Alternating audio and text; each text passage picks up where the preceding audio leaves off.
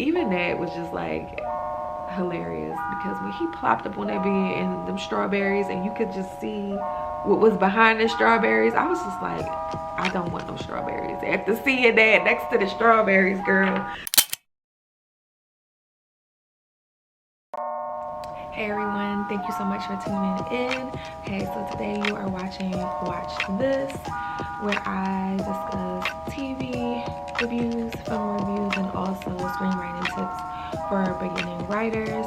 And today I wanted to do a review of the new Amazon TV series called Swarm. Okay, so opening off, this is just a recap of everything. I'm gonna try not to give too many spoilers, but I want to break down a few things that I thought that was just intriguing about this new series. So we have our lead character, her name is Andrea, also known as Dre, and we can see just from the opening scene that she is on the hunt for some tickets to Naja's new concert. The concert is called Evolution Tour, the Evolution Tour. So off the bat, you can see like the tickets are very expensive. Later on we find out like the tickets start at like $350 a pop, but Naja was able to snag 2 tickets for $1,800, and the way she purchased that is that she actually took out a new credit card and she was able to pay for it on that new credit card that she received. So she snagged 2 Naja tickets, and this is where it gets extremely weird. She leaves, she's very excited, she goes out in the hallway, and we can clearly see that there's 2 people having sex. You can hear a woman moaning, and as Naja starts to move closer to the opening door, which the door was open already, you can see that a guy is like going in, banging the back out of some woman, and he actually, over time, because Naja is just staring there just watching, he notices it and he stares at her, and it's like it's almost turning him on as he's doing this. And for a minute, Dre stands there and stares, and then after a moment where even after she notices that he notices that she is watching him, she does not break a sight. You would think, like, out of embarrassment, like, oh my god, I shouldn't be looking, or whatever the case may be, you would think she would break. But that was like the one main indication that shows me that Dre is a bit awkward and she's a bit weird, she's a bit strange. Like all of the social cues is not really there that everyone else would have. Like someone normally would like kind of break eye contact, but she stood there for a while. So that just let me know, not only was she kind of like fascinated with seeing this, but she was also socially not aware that like that is weird to do that. So for then, we see that Dre goes to the corner store and she's listening to something. She doesn't hear the clerk say, you know, your friend, she owes me money. She owes me $5 because she went to go buy banana flavored extra wet condoms and she owes me $5. You need to pay. If you don't pay, then I'm going to call the cops. And the thing about this is that at first I was like, well, why would she have to pay? Why wouldn't you just go to, like, next time you see her or whatever the case may be? But it also gave me the indication that Dre is kind of a pushover. Like, people will take advantage of her. And then when we get back, we also see that when the counter clerk was telling her this, also we find out this person, Marissa, which is her roommate, is asking her to bring back stuff. Like, I think she said bring back some tampons, bring back some Frenchies, which is like, I guess like their Popeyes or whatever. I'm not from Texas. This starts out in Texas. This is where it's setting at. I'm not from Texas, so I don't really know if y'all got a real Frenchies. Maybe I should look that up. But yeah, so she brings back Frenchies and she paid the lady $5. So now we see that the guy that was having sex, we find out that his name is Khalid, and that is Marissa's boyfriend. And Marissa, she comes out very excited because she's like, oh my God, I just found out that I'm doing somebody's makeup. I forget the name. Somebody Queen's makeup. And she's like, can you cover for me? And she's like, Dre is very excited, but I can also tell the dynamic of their relationship is that she also does a lot of whatever Marissa asks her to do, even just from the text messages, seeing like her asking her to bring back the food. Also, when she confronts her, like, you know, Marissa asks her for like, oh, I need you to share the rent, and she's like, I don't have no money. I paid for food. I also paid the lady that at the store that said that you owe her money. And she's like, I don't owe that lady no money, which I strongly believe that Marissa was lying, only because what are the odds that the lady at the counter don't live with them? She just got finished getting her back blown out. I believe that she actually probably told her, oh, my friend will pay for it, just put it on my tab, or whatever the case may be. And that's how that situation, I don't know, I just get the vibe that you can tell like they have a friendship, but we can also see that you can tell they've been friends for a very long time. And you can see that the two friends are kind of in different spaces. One is kind of like acting their age and kind of like a bit more mature. She's out here trying to be a makeup artist, and Dre is out here opening up credit cards trying to get concert tickets and spending money. And you can see the difference even when people were like saying like I guess on Twitter what they were doing for the tour, like who got tickets and who didn't. One girl said, I had to pick Rent over Naja tickets. Like you can see the level of responsibility. We had two friends that they kind of, one is like very innocent and like childlike, very awkward and weird, and the other one, you know, she's coming into her own. She's like a young woman. She got a boyfriend, even though she's getting her back blown out with the door open. I'm like, girl, what are you doing? And you can kind of see the difference in their friendship about where they are socially. So she agrees, like, okay, I gotta do this girl makeup, can you cover for me? And you can see like she says yes, and we get a full glimpse of Khalid's and Marissa's relationship. He's very much, he's not a good nigga. Like he's not a good boyfriend. I wouldn't even say that's her boyfriend. I think it's like some nigga she's talking to, and it just, I don't know, maybe that is her boyfriend, I don't know. It just didn't seem like, it just seemed like it just, the dynamic was horrible. But he kept calling her cherry pie and just saying all kind of stuff like, I know you're a virgin. And then the little detail that he said, why you always sucking your thumb? And she was like, y'all be talking about me? And he was like, of course, yeah, we be talking about you, or whatever, and like that. She was like, and then Marissa tried to cover it up and was like, no, everybody know you my day one. And I do believe that Marissa does love Dre, but I do feel like they're kind of growing apart and she's socially awkward. So that probably is also draining on the friendship, where she probably does keep her around because of the history, but also because she knows that if she asks her to do anything, she's gonna do it. So it's kind of like a toxic relationship too. But also, it's just, I don't know, it's just, we just see that dynamic. Later on, you can see Marissa doing Dre's makeup, and she's telling her like, you're like, you look so beautiful. And she's like, what she basically, Marissa is like giving her compliments, but Dre doesn't really know how to take that. So she's like, take the compliment, like, you look beautiful, you have a versatile face, things like that.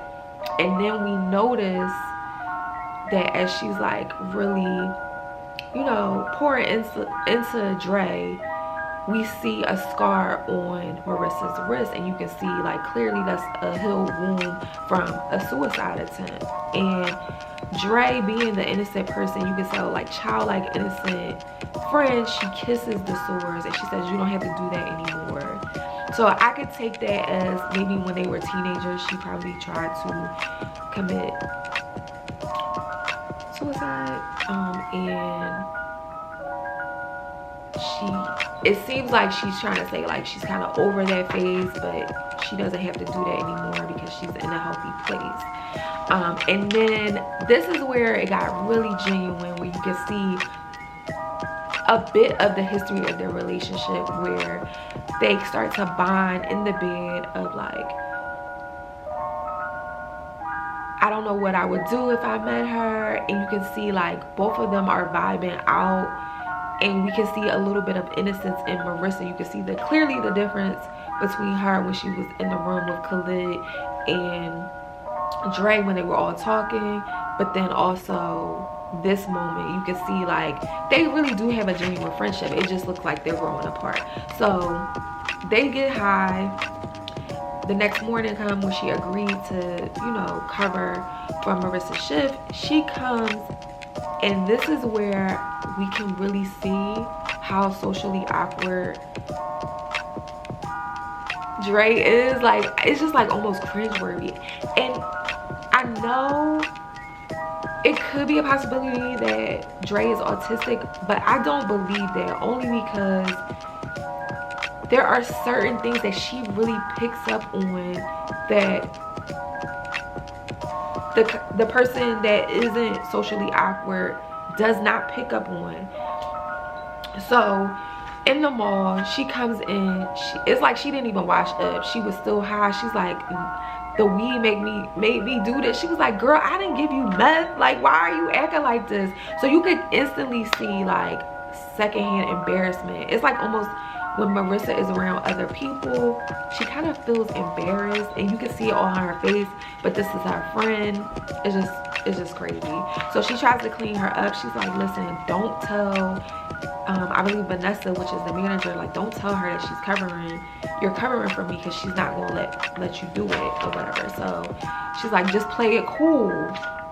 So they go out to eat lunch, and you can even see like the way Dre is eating, it's just like she's very childlike, she's very awkward, she's very it's just like almost like a kid, but they're grown-ass women. So she's like, can I go? And Vanessa's like, no, like, I don't like the way you just stare at people when you're in the club. And she's like, even this is another thing, the thing that I think that's so interesting about Dre is that she can see beyond the surface of people. She's like, I don't know why you like Vanessa, why you want to hang out with Vanessa. She's like, I don't like her, she's not a good person. Later on, we find out that about somebody else that she mentions. So it's like she has a awareness, but just socially she's just very awkward, kind of like out there.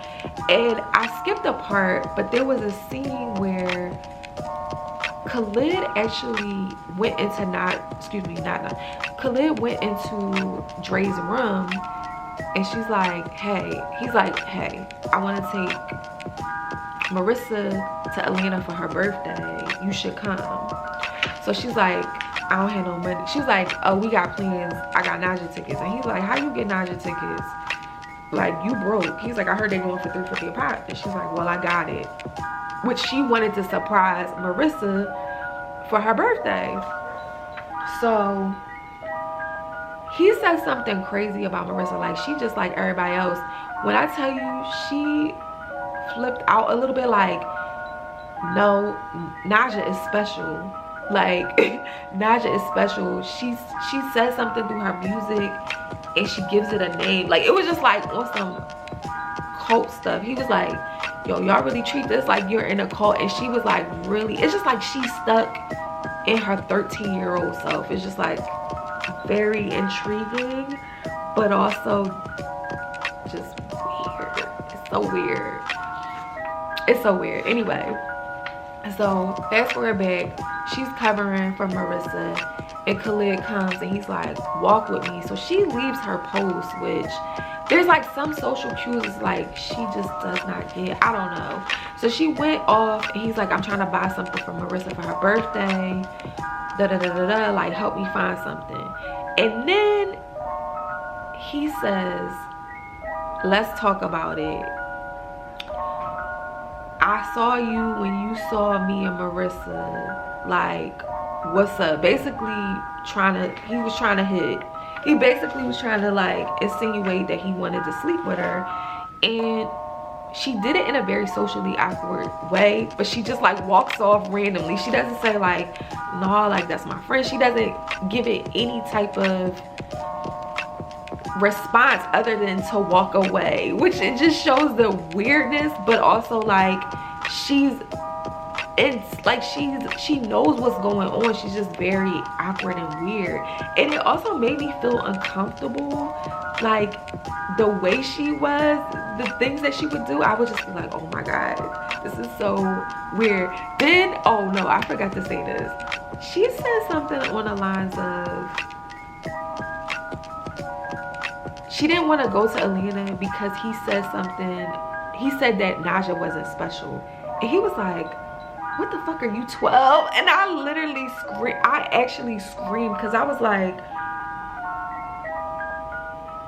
the reasoning of her not going to Atlanta was valid in the sense of like, she knows he's not a good person.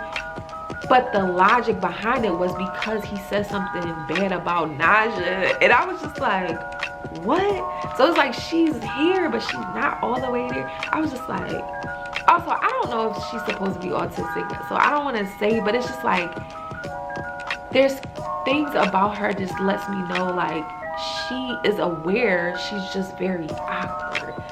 It's just hard to watch. It's just so crazy. So she comes back, and come to find out, these kids spray painted and just like tore up the stand in the mall where she was supposed to be taking over from Marissa. Marissa gets a call and she has to leave from doing the makeup gig. She comes back, she's pissed, right? She's like, Dre, like, now I probably don't have a job. Marissa is very apologetic, but she does not know how to take her being angry with her. So she's like, listen, I'm going to Atlanta. I might move in with Khalid after we come back. I think it's sweet. She's like, he's not a good person. Like, he tried to sleep with me. And I feel like Marissa was in denial. Like, she knew that possibly was true, but she just didn't want to believe it. So she kind of left out, and they left on bad terms. But Dre was torn up about that, but come to find out, Naja drops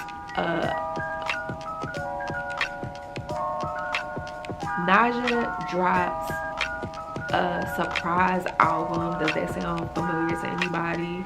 Which it says in the beginning of this story, I know I'm like all over the place, but in the beginning of the series, it says all of this is intentionally, none of this is fictional. Which is very inspired off of the stand-up of like the Beehive, hence why it's called Swarm, and I think the original pilot name was called Hive. So loosely, Naja, even though she doesn't look like Beyonce, she's from, like, they started off in Houston, Texas. Naja, even everything from the imagery of like the picture that she's posted up with her husband, the music video that she first dropped, the album Festival, it looks just like Black is King mixed with a little bit of lemonade. I'm like, this is definitely, like, it's definitely inspired by Beyonce. So I don't know what, even though she just had that fight with Marissa, something hits her after she watches the drop of this music album. It's like she turns into a different person. She gets dressed up, she goes to the club by herself, and she just walks up to a random guy, which is Rory Culkin, and she's like, you need to dance with me. And they dance. She wakes up, she's at his crib, they had a one-night stand. And even that was just like, hilarious because when he plopped up on that bed and them strawberries and you could just see what was behind the strawberries, I was just like, I don't want no strawberries after seeing that next to the strawberries, girl. So he's like really trying to, she goes in the bathroom, her phone dies. She's like trying to get up out of there. Like she's just like, she's in her own little world. She's trying to get up out of there. He's trying to talk to her through the door. He's like, yeah, like he's telling her his life story. Like, yeah, I'm an army brat and I'm from Wisconsin. Are you from Texas? I didn't notice you have an accent. Like he's really trying to get to know her. She's like, girl, I just wanted some dick and dip. Like she just wanted to have a good time because the festival album like made her come alive. But as she's going to the bathroom and in charging her phone, she realizes that Marissa sent her all these messages. She's saying like Khalid is trash, he did cheat on her, you're right, he's a liar, like why is this happening to me, like why do I pick these type of guys? So she goes home, she goes to her mailbox first, she sees that she got the nausea tickets. So this part is just like oh my god, you can see her face. Like Dominique Fishback is a star. I don't like the way she comes into the room. It was like a kid, just like mommy, I got you this for your birthday. It was just like very innocent, like look, I got a surprise for you. And she wanted to surprise her best friend after this argument that they had. Look, I got these tickets, like you don't gotta worry about him. She goes on the bed and notices like as she's trying to wake up, Marissa, she's not moving. Come to find out, Marissa, I didn't see any blood, so I don't know if she OD'd or what. It didn't look like she did anything with her wrist or anything like before because we didn't see any blood. But come to find out, Marissa, she took her life.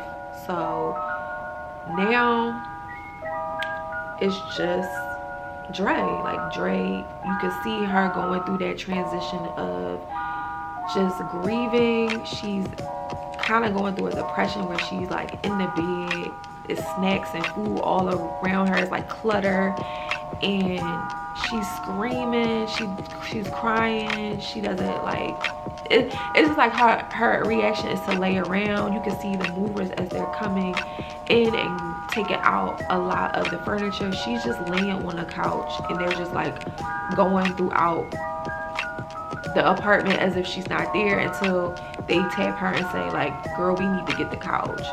So then she goes to Marissa's bedroom.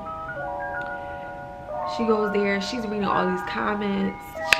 She's going through these comments and they're like, yeah, I think she took her life because of the festival tour or whatever, like, or because of festival.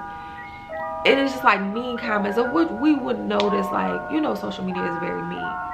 So then she goes to the funeral and you can see like she's not all the way, like, this is where I say like she's just like not socially aware. She goes to the funeral, she's wearing a yellow dress. It looks like she going to the club, child. I was like, why would you wear that to the funeral? So she goes to the funeral in this yellow dress and it looks like probably like a member of the funeral home is like, unfortunately, like the family is asking you to leave.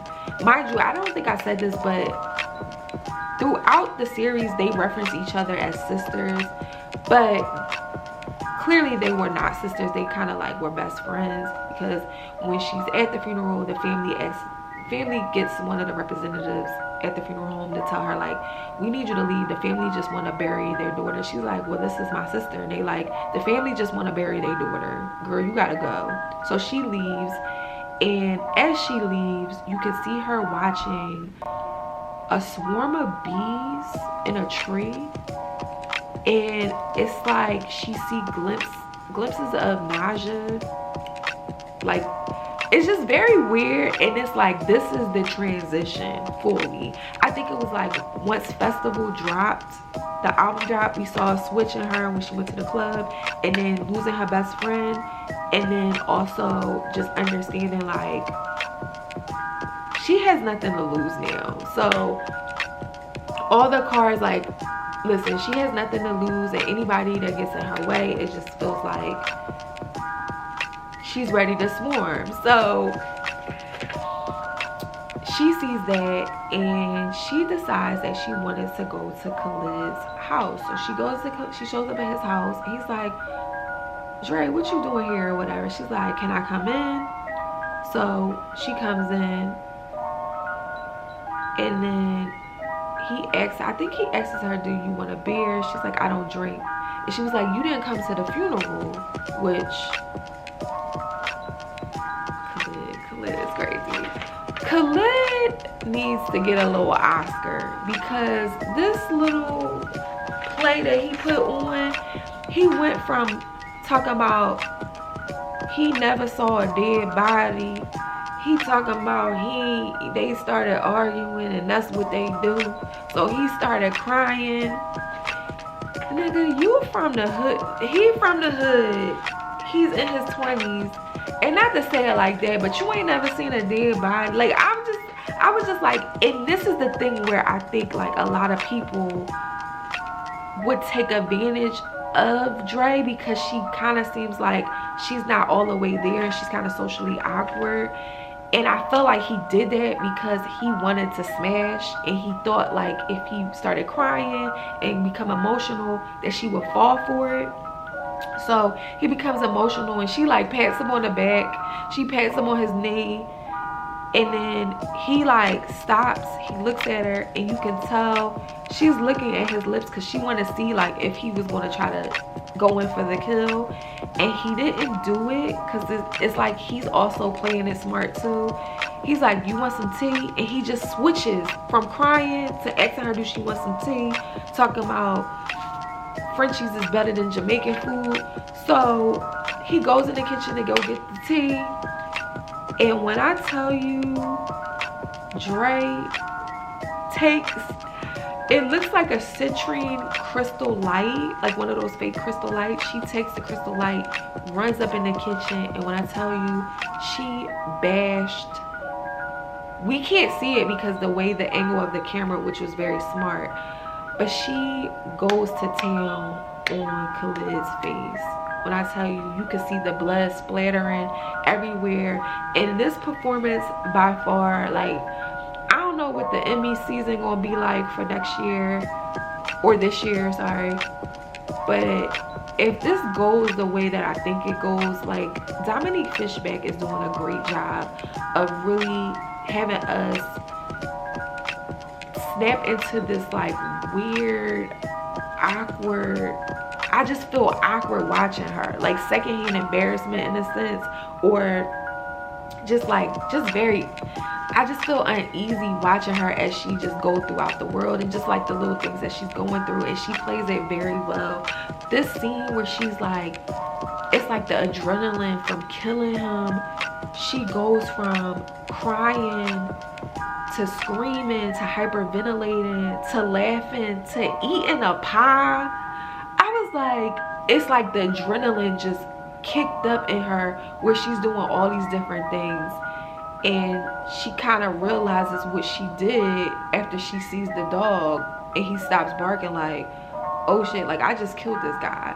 So that was episode 1, which was Sting, I believe the episode was called, of Swarm, which I'm intrigued to see what the rest of the series is going to entail. Of course, we can already see it's going to go from 0 to 100 in the sense of like the mood switching, and just, I don't know, it's just very, it does speak to like the fragility of the mind, and how,